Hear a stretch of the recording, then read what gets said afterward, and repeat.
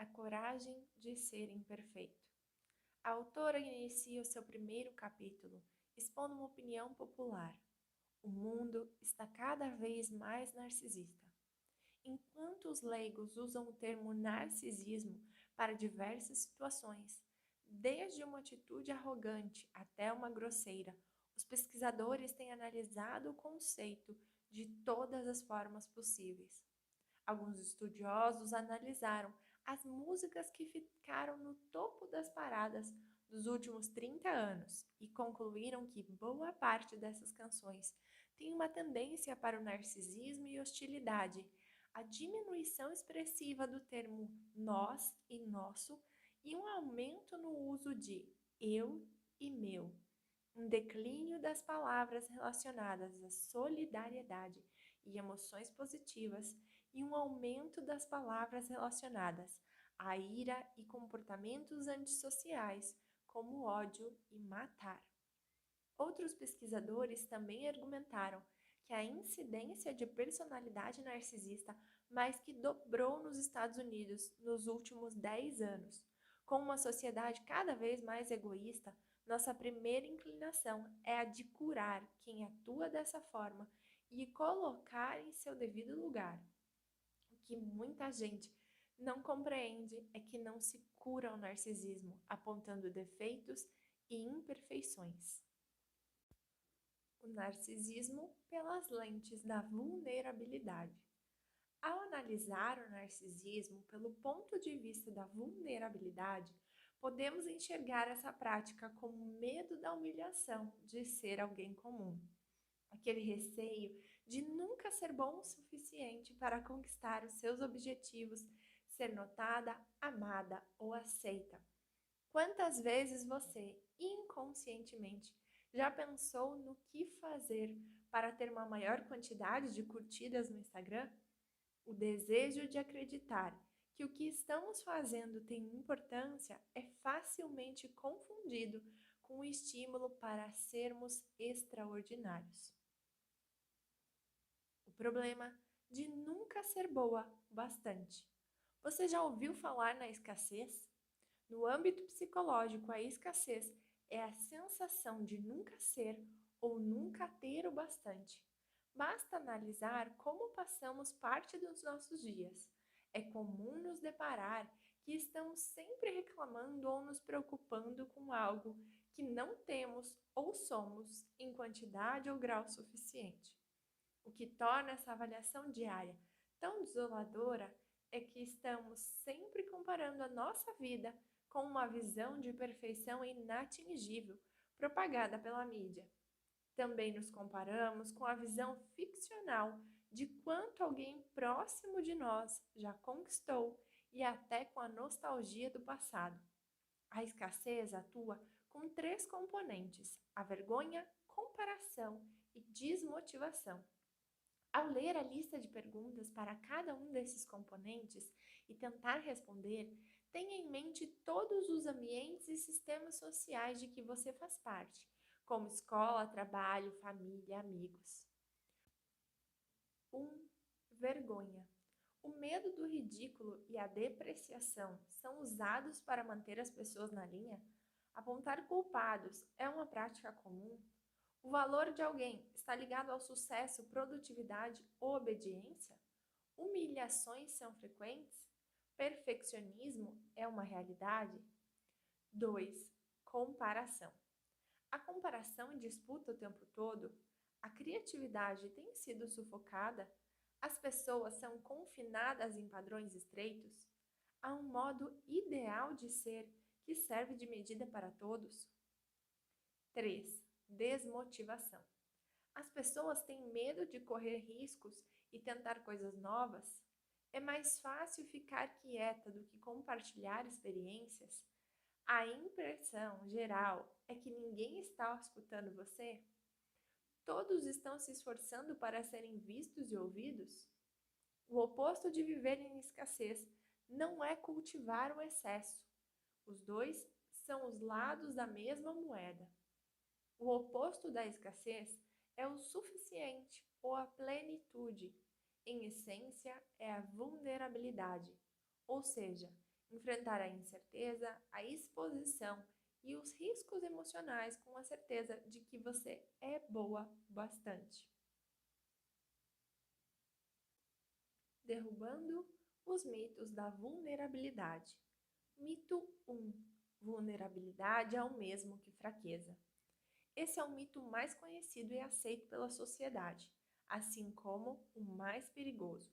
A vulnerabilidade não é algo bom ou ruim, ela é o centro de todas as emoções e sentimentos. Então, acreditar que vulnerabilidade é fraqueza é a mesma coisa que acreditar que os nossos sentimentos são fraquezas.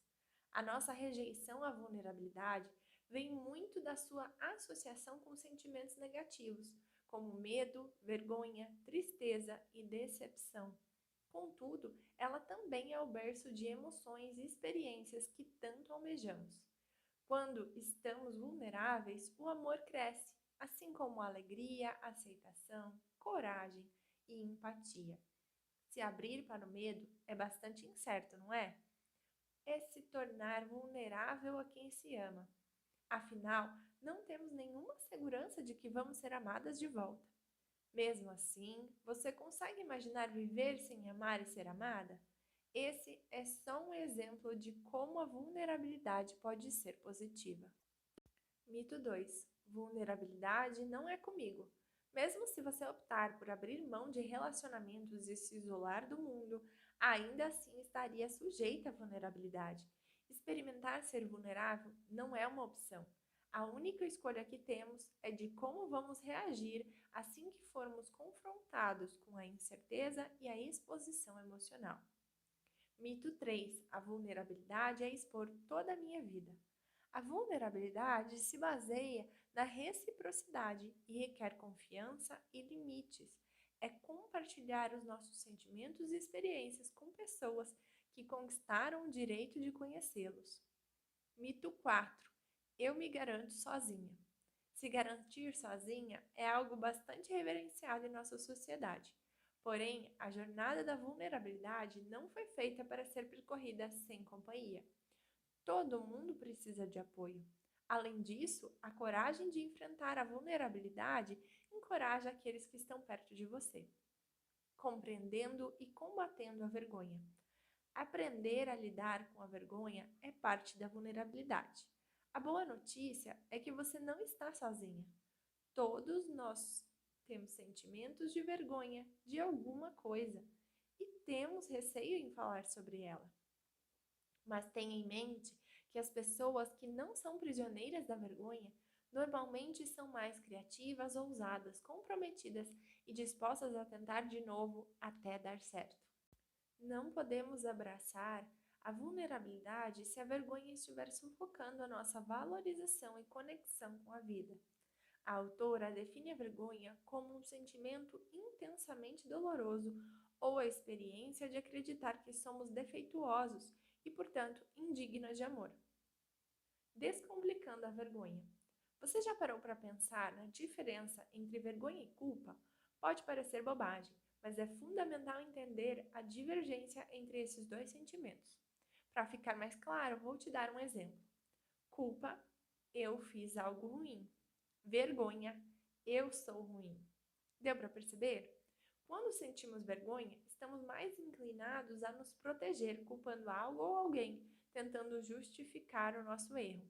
Quando nos desculpamos por alguma coisa ou reparamos um erro, a culpa e não a vergonha é geralmente a força propulsora para mudar o nosso comportamento. Vivemos em um mundo em que boa parte da nossa sociedade ainda é adepta da crença que a vergonha é uma boa forma de manter alguém na linha. Porém, esse sentimento está altamente ligado a vícios, bullying, agressão, depressão e distúrbios alimentares. Mas então, o que fazer com a vergonha? A resposta é resiliência, a nossa capacidade de nos recuperar rapidamente de um revés ou de nos adaptarmos a uma mudança. A resiliência tem a ver com sair desse sentimento de vergonha para o afeto da empatia. Ao conseguirmos compartilhar nossa história com alguém que responda com solidariedade e compreensão, a vergonha perde a força. A autoaceitação também é um sentimento bastante importante nesse processo. A autora aponta 4 elementos da resiliência à vergonha: reconhecer a vergonha e compreender os seus mecanismos, praticar a consciência crítica, ser acessível e falar da vergonha. Geralmente, quando a vergonha se instala, ela ativa a parte do nosso cérebro que corre, se esconde ou luta bravamente. Essas estratégias nos levam para longe da empatia, pois são voltadas em apenas nos desligar da dor da vergonha. Mas como lidar com a vergonha? Brené Brown descreve 3 movimentos. 1. Praticar a coragem e ficar acessível. Compartilhe a experiência com alguém que tenha conquistado o direito de ouvi-la. 2. Conversar consigo mesmo de maneira que faria com alguém que você amasse e estivesse tentando encorajar no meio de um desastre. 3. Assumir o que aconteceu. A vergonha também se alimenta do segredo. O professor James, da Universidade do Texas, concluiu, a partir de um estudo, que não revelar o acontecimento traumático pode ser mais prejudicial do que o próprio acontecimento. Arsenal contra a vulnerabilidade. Vamos usar máscaras e armaduras como metáfora para esconder a vulnerabilidade. Enquanto a máscara nos dá a sensação de segurança, a armadura faz com que a gente se sinta mais forte. Escudos universais contra a vulnerabilidade. 1. Escudo da alegria como mau presságio. Em uma cultura de profunda escassez, ou seja, nunca se sentir segura ou certa o bastante, a alegria parece uma farsa. Sabe quando pensamos, as coisas estão indo bem, algo de errado vai acontecer? De acordo com pesquisas da autora, isso acontece porque a felicidade nos deixa vulneráveis. A gratidão é como um antídoto para a alegria, como um mau presságio. As pessoas que foram pesquisadas pela autora disseram como praticam a gratidão. Geralmente, elas mantêm diário e até realizam cultos com a família, dizendo pelo que são gratas. 2. O escudo do perfeccionismo. O perfeccionismo não é o caminho que nos leva aos nossos talentos ou sentido da vida. Ele é um desvio perigoso. Ele não é uma busca pela excelência, e sim um método de defesa. É a crença de que se fizermos algo com perfeição, podemos diminuir ou evitar a dor da culpa e da vergonha. Também é autodestrutivo, já que não existe nada perfeito. Para ficarmos livres da perfeição, é preciso caminhar uma longa jornada, que sai do o que as pessoas vão pensar para eu sou boa o bastante. Esse é um caminho que começa com resiliência à vergonha, amor próprio e aceitação. É preciso aceitar a verdade sobre quem somos, de onde viemos, em que acreditamos e na natureza imperfeita da nossa vida. Precisamos pegar leve nas cobranças e apreciar a beleza de nossas falhas e imperfeições. 3. O escudo do entorpecimento. Uma das principais estratégias do entorpecimento é a de viver loucamente atarefado. A sociedade aceitou a ideia de que se estivermos sempre ocupados, a verdade não nos alcançará. Estatísticas comprovam que há poucas pessoas que não são afetadas por um vício. Ele pode até não ser compulsivo e crônico, mas não significa que não entorpecemos nossa sensação de vulnerabilidade. Reflita sobre tudo aquilo que faz diariamente para se anestesiar de alguma coisa. Pode ser o consumo de bebida alcoólica, as 60 horas de trabalho semanal, o consumo abusivo de açúcar, o tempo excessivo na frente da TV, as várias xícaras de café e por aí vai. De acordo com a pesquisa da autora, a necessidade de entorpecimento vem da combinação de 3 fatos: vergonha, ansiedade e isolamento. Ela também enumera algumas estratégias para combater esse mal. 1. Aprender como realmente vivenciar os sentimentos. 2. Ficar atenta sobre os comportamentos entorpecentes. 3. Saber lidar com o desconforto das emoções difíceis. Agora, os escudos menos usados. 1. O escudo viking ou vítima. Ainda em sua pesquisa, a autora identificou um grupo de pessoas que não viam utilidade na vulnerabilidade. Esses entrevistados acreditavam que todo mundo, sem exceção, fazia parte de uma dessas duas equipes mutuamente exclusivas. 1. Vítimas. Tolo que está sempre passado para trás e não consegue se impor. 2. Viking. Alguém que enxerga a vitimização como uma ameaça, então se mantém no controle e nunca demonstra vulnerabilidade. Escudos de superexposição. Lembrando que superexposição não é vulnerabilidade. Na verdade, ela pode causar isolamento, artificialidade e desconfiança. 1. O escudo holofote. Para entender melhor o holofote, é necessário saber as intenções por trás desse tipo de exposição. É para aliviar a dor? Testar a lealdade e a tolerância em um relacionamento? Forçar um novo contato? Infelizmente, na maior parte dos casos, o uso desse escudo tem o resultado contrário daquilo que esperamos. As pessoas se assustam, se retraem e a nossa vergonha e isolamento aumentam. Quando expomos nossa vulnerabilidade para quem não tem um vínculo genuíno, a reação emocional delas é se retrair. 2. O escudo invadir e roubar. Aqui a vulnerabilidade é utilizada como forma de manipulação. O invadir e roubar como escudo tem a ver com invadir as fronteiras sociais das pessoas com informações íntimas e então roubar toda a atenção e energia possível. 3. O escudo zigue-zaguear.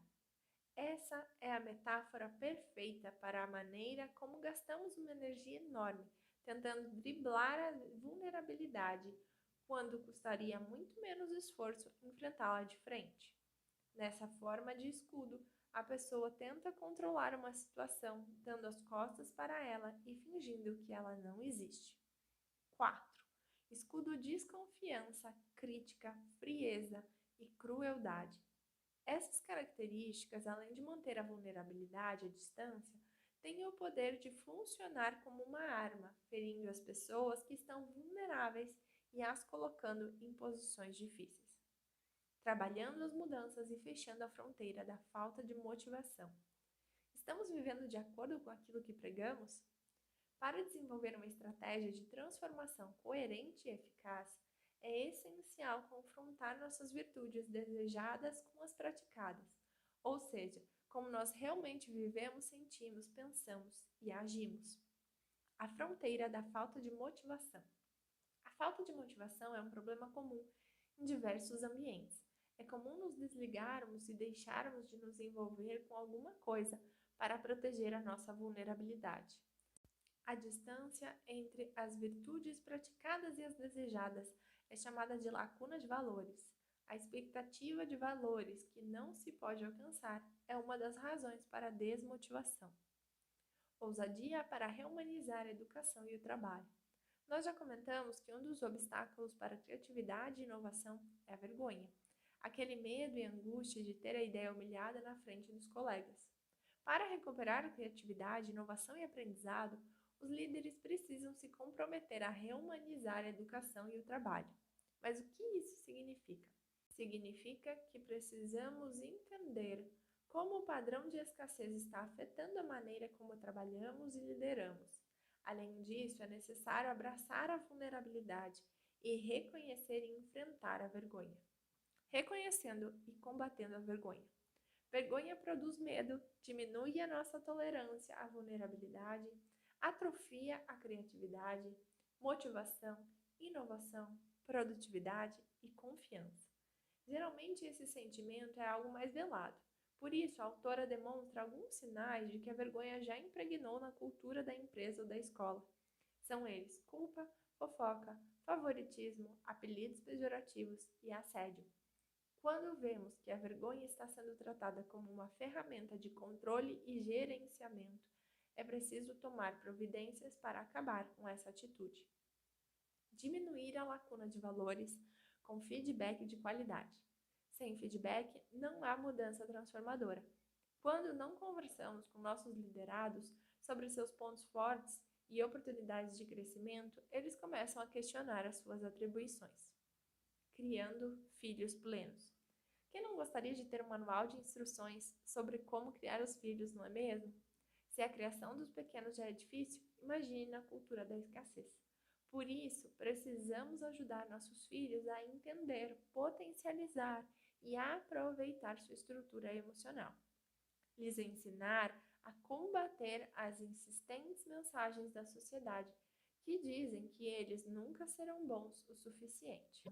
A vulnerabilidade está no centro da nossa história familiar. É ela quem molda quem somos e quem nossos filhos são.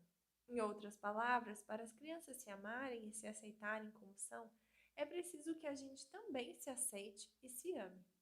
Como pais, é nossa função ajudar que os pequenos enfrentem a vergonha e desenvolvam a dignidade. Só vale ficar atenta aos pré-requisitos que, conscientemente ou não, estamos transmitindo a eles. Também é importante combater a sensação de perfeccionismo nas crianças e adolescentes. Na verdade, coloque em prática na criação tudo aquilo que você já aprendeu até agora. E não se esqueça da importância de ensinar a resiliência, a autoaceitação e diminuir a lacuna de valores.